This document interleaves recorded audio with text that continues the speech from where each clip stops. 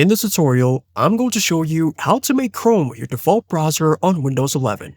Easy. But before we begin, if you do find this video helpful, then consider liking and subscribing to the channel, because I post videos every single week. Alright, let's continue. So move your cursor to the start icon, then right click, then choose settings.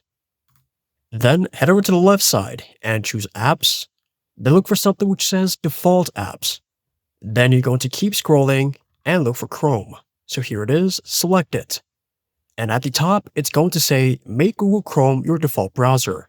Go to the right side and choose set default. And then there's going to be a little tick indicating that Google Chrome is now your default browser.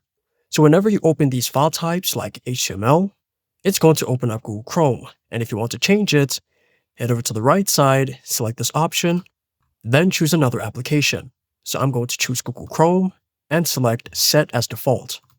So now once we open PDFs, Google Chrome is going to open, and you can do so with the other file types.